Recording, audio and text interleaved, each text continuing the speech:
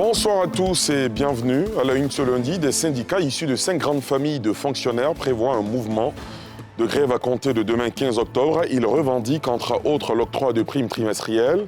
Ce mouvement intervient dans un contexte de trêve sociale engagée avec le gouvernement jusqu'en 2027. Les pourparlers se poursuivent entre gouvernants et partenaires sociaux. Démarrée le 2 octobre à l'université Félix Houphouët-Boigny de Cocody, l'opération de délogement des étudiants illégalement installés dans la cité universitaire s'est étendue sur l'ensemble du territoire. Seules les universités de San Pedro, Korogoma et Bondoukou ont été épargnées. Ce sont plus de 2000 chambres concernées qui ont été libérées. Et puis à l'étranger, hier en Israël, la région de Binyaminia au sud de Haïfa a été la cible d'une frappe orchestrée par le Hezbollah. 4 soldats israéliens ont perdu la vie et 60 autres ont été blessés dans cette attaque revendiquée par le groupe libanais. C'est la plus lourde perte pour Israël depuis le début des hostilités ouvertes avec le mouvement armé chiite. Depuis 2017, le gouvernement a réussi à signer avec les partenaires sociaux un accord portant trêve sociale, lequel a été renouvelé en 2022 et en vigueur jusqu'en 2027, sauf que des syndicats issus de 5 grandes familles de fonctionnaires prévoient un mouvement de grève à compter de demain 15 octobre. Ils revendiquent, entre autres, l'octroi de primes trimestrielles.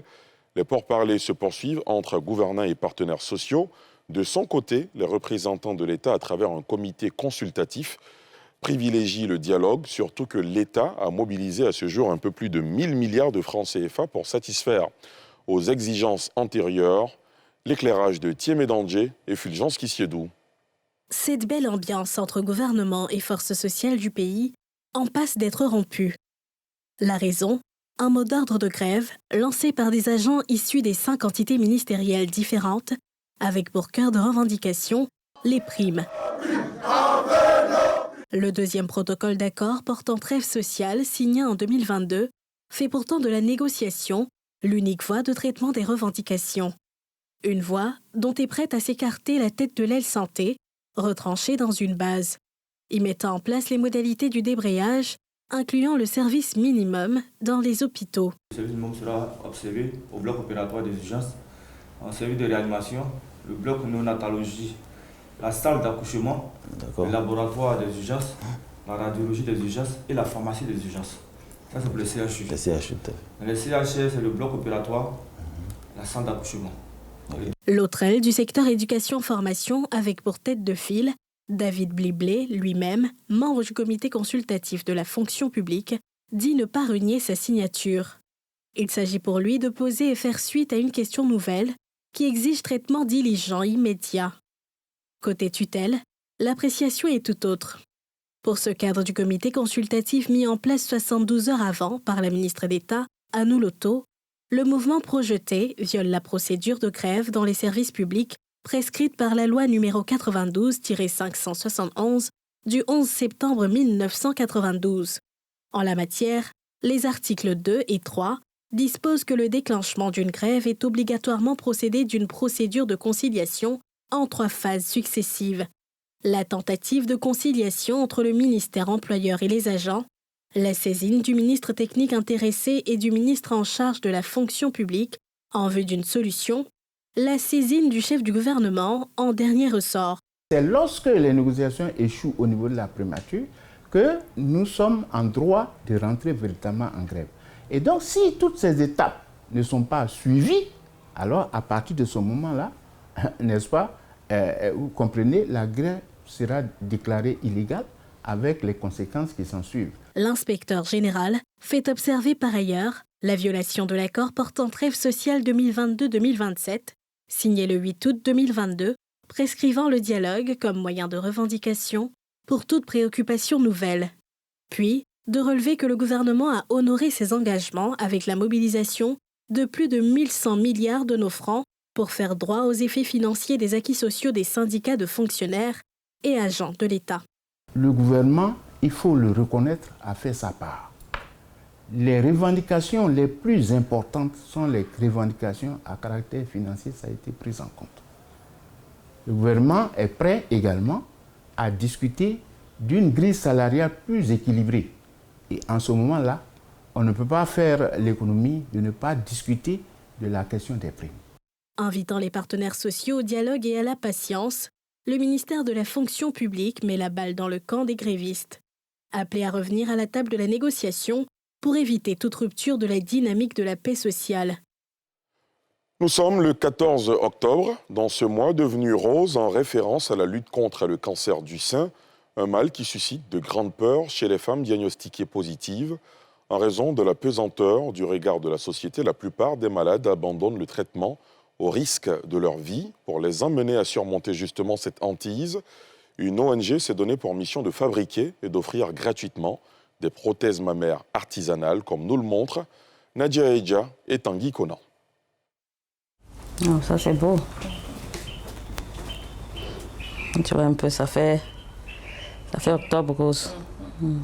Ces prothèses mammaires de toutes les couleurs et de toutes les tailles de bonnet font partie des accessoires du kit que prépare Jacqueline Apollos pour les malades du cancer du sein ayant subi une mastectomie.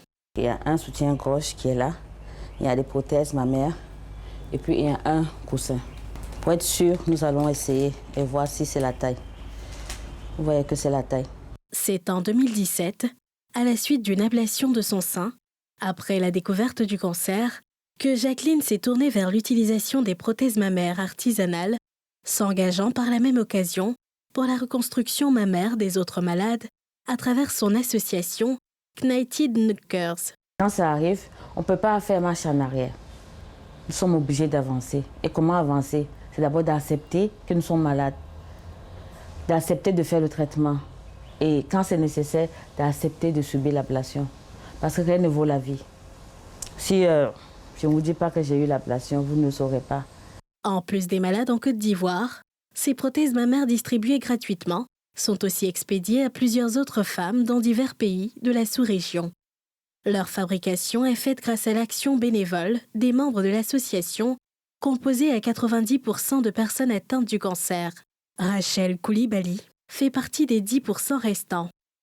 Engagée auprès de ses combattantes, elle contribue à créer des prothèses de qualité et sur mesure qui soulagent les bénéficiaires. Si le sein qui a eu l'ablation est de 38B, celui-là va faire 38B, donc on s'arrange à faire une prothèse de même taille. Et quand on commence le bonnet, c'est comme ça se présente. À la fin, ça donne quelque chose comme ça. Voilà, c'est comme ça donne. Et quand après, maintenant, nous prenons la ouate pour rembourrer. Vous voyez, c'est comme ça se présente. Il y a d'autres modèles qui sont avec les tétons pour les jeunes filles. Kharidja Koulibaly utilise désormais ses prothèses mammaires externes. La première ablation en 2021 et la deuxième ablation en juillet 2024.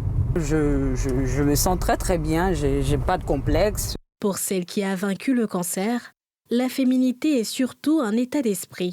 Vous avez combattu une maladie qui aurait pu avoir raison de vous. Donc à ce moment-là, normalement, psychologiquement, vous avez un mental de fer. Depuis sa création en 2021, l'association Knighted Knockers Côte d'Ivoire a distribué plus de 3500 prothèses mammaires. Une cause noble encouragée par le professeur Apollinaire Auro, gynécologue, sénologue. Donc nous sommes amenés à faire l'ablation du sein lorsque le cancer est avancé ou lorsqu'il occupe pratiquement tout le sein.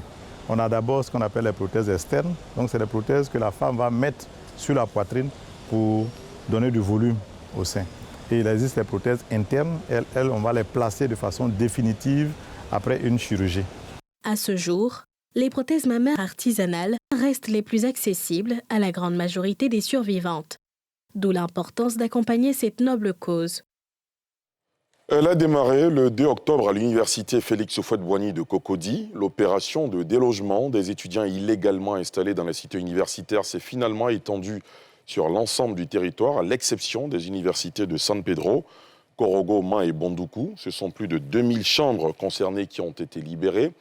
Par ailleurs, des milliers d'étudiants se trouvent en difficulté en cette nouvelle année universitaire. Le témoignage de Moussa Nikiema et Fulgence Tissiédou.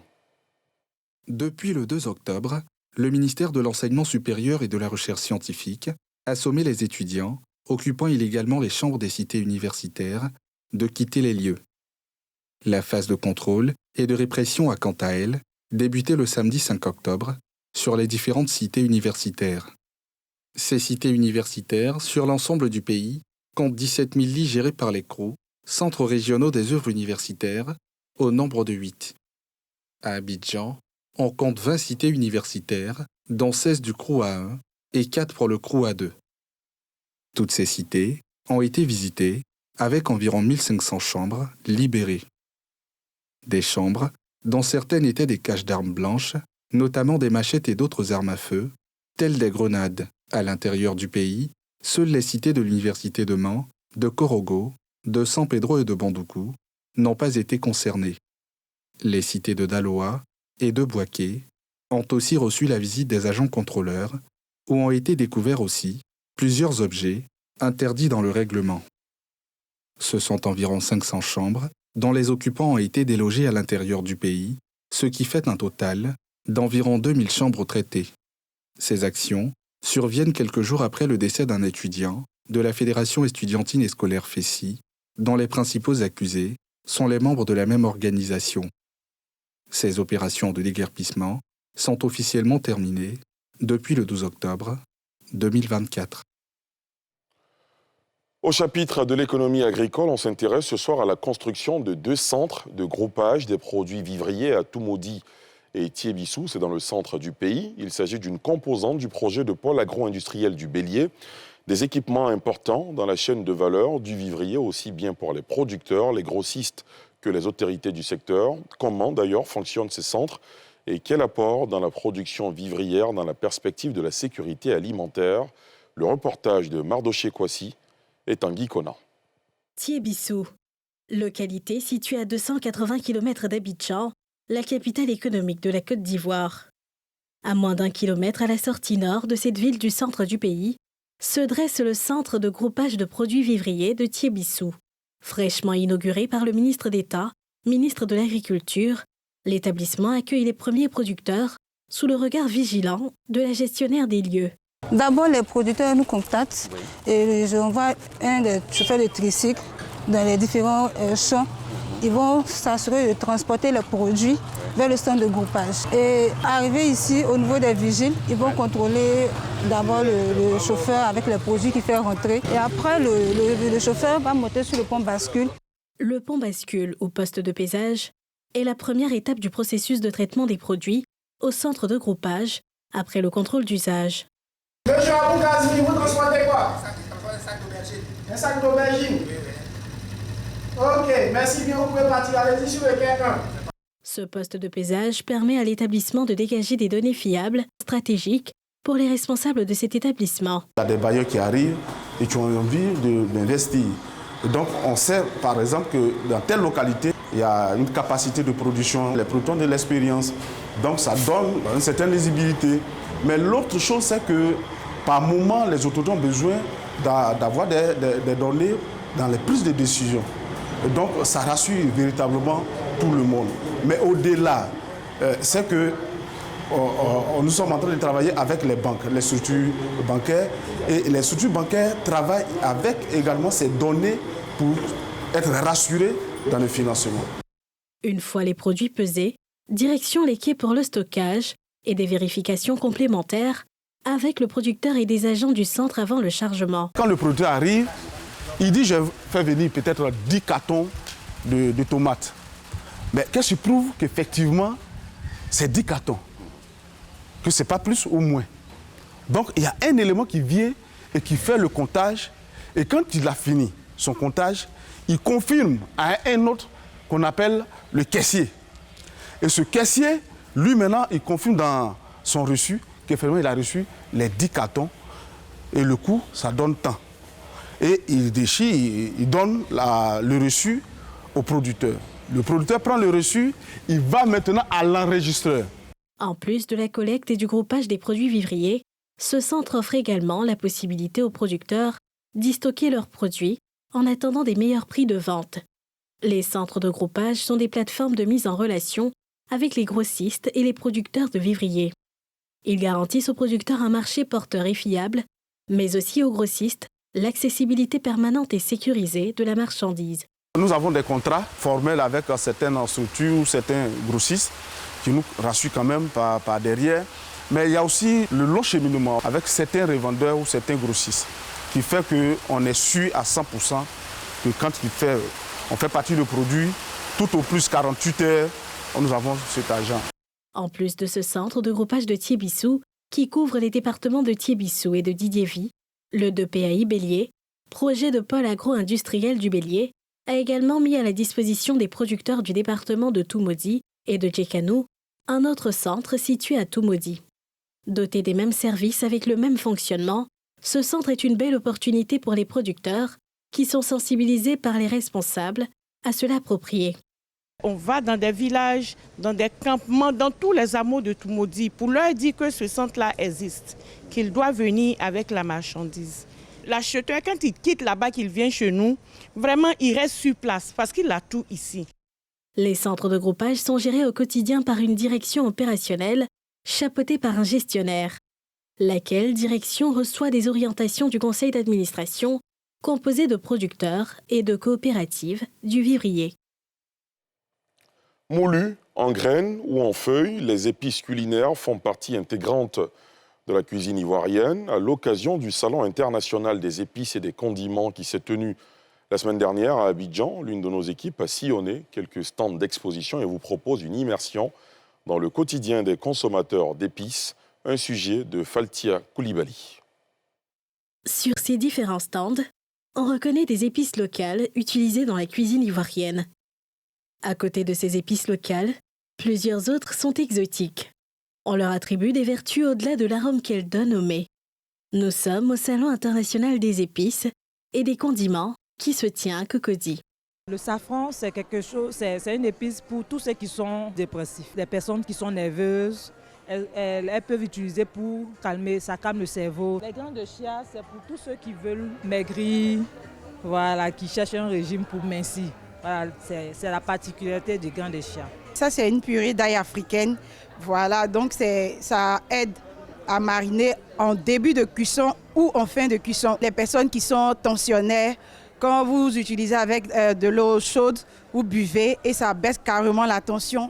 Un peu plus loin, ce sont des épices déjà prêtes à la consommation. Pas besoin de les cuisiner. C'est un piment qui se consomme principalement avec les grillades. Et c'est déjà prêt à l'emploi, c'est déjà assaisonné. Donc il suffit juste de mettre sur la table, vous prenez juste un peu et puis vous mettez sur votre repas. Il n'y a pas qu'à ce salon que les épices sont exposées. Ici, dans ce marché à la Palmeraie, c'est derrière cette table que Lise commercialise ses épices. Mais une seule est vedette, l'adjuvant. Ce morceau de poisson avarié qu'on retrouve dans diverses sauces. On fabrique du poisson frais, du sel pour faire pourrir l'adjuvant. C'est très bon. Quand c'est bien fermenté, c'est là maintenant on découpe pour vendre. L'adjuvant, ça fait... On n'a pas besoin de même magie, on n'a pas besoin de même choses, ça parfume la sauce et puis ça fait que la sauce devienne douce. Emmanuel, chef cuisinier, est dans la restauration depuis 17 ans. Il utilise quotidiennement les épices pour la cuisson de ses plats. En tant que chef cuisinier, il y met sa touche personnelle. C'est un mélange des trucs naturels, du gingembre et autres qu'on connaît tous au marché et quelques épices importées.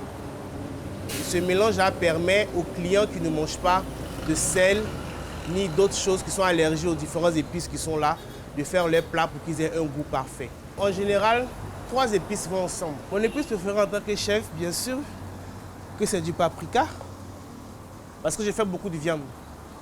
Je fais beaucoup de viande de bœuf, des steaks, je fais du porc. Le paprika, il peut ne pas avoir tout ça, mais s'il y a du paprika, la viande passe à tout coup. Bien qu'elles offrent au mets des saveurs originales et variées, les épices, en plus de ces fonctions, jouent un rôle important dans l'organisme humain, selon ce diététicien qui révèle aussi des limites. La plupart de ces épices-là sont des concentrés des sels minéraux, surtout en matière des oligo-éléments. Le gingembre contient ce qu'on appelle le gingirol, lorsque c'est frais. Et lui, il est un anti-inflammatoire, il est également un anti-oxydant. Donc ça empêche l'oxydation de nos cellules. Les excès, ça va ouvrir des portes effectivement à quelques soucis. Prenons par exemple quelques épices, lorsqu'on les prend, on consomme en excès. Le fait même de consommer par exemple de piment en excès, vous voyez un peu, le fait de consommer même parfois des poivres cayenne en excès, ça va créer ce qu'on appelle quoi? L'irritabilité de l'estomac. Les épices, véritables trésors culinaires, ne se contentent pas d'enflammer nos papilles. Elles sont aussi des alliés précieux pour notre santé. Mais l'excès d'épices peut aussi jouer un tour à notre organisme. Comme dans toute chose, la clé réside dans l'équilibre. À l'étranger, hier en Israël, la région de Binyamina au sud de Haïfa a été la cible d'une frappe orchestrée par le Hezbollah. 4 soldats israéliens ont perdu la vie et 60 autres ont été blessés dans cette attaque revendiquée par le groupe libanais. C'est la plus lourde perte pour Israël depuis le début des hostilités ouvertes avec le mouvement armé chiite. L'offensive israélienne au Liban a pris un nouveau tournant dramatique. Le Hezbollah libanais a revendiqué une attaque meurtrière contre une base militaire israélienne au sud de Haïfa, coûtant la vie à 4 soldats et plus de 60 blessés. Cette frappe marque la plus lourde perte pour Israël depuis le début des hostilités, ouvertes avec le mouvement armé chiite. Alors que les tensions s'intensifient, l'armée israélienne promet des représailles, faisant redouter une escalade régionale. Le mouvement chiite, soutenu par l'Iran, a promis de nouvelles frappes si Israël poursuit ses opérations militaires au Liban. Du côté israélien, l'heure est à la riposte. Le ministre de la Défense, Yoav Gallant, a annoncé à Washington que des mesures de représailles fortes seront prises contre le Hezbollah, alors que l'escalade de la violence se poursuit sur plusieurs fronts.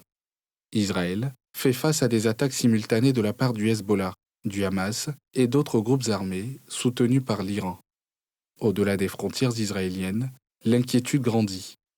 L'ONU appelle à des cessez-le-feu pour éviter une guerre régionale de la plus grande ampleur, tandis que les frappes israéliennes continuent de faire des victimes, y compris parmi les civils, tant au Liban que dans la bande de Gaza. Et c'est ici que s'arrête ce journal préparé par l'ensemble de la rédaction. Et si vous voulez tout savoir de la victoire des éléphants face à la Sierra Leone cette semaine dans le cadre des éliminatoires de la Coupe d'Afrique des Nations au Maroc en 2025, ne manquez pas NCI Sport Live à 20h30 sur nos antennes dans une présentation de Tia. Je vous souhaite de passer une excellente soirée sur la nouvelle chaîne ivoirienne.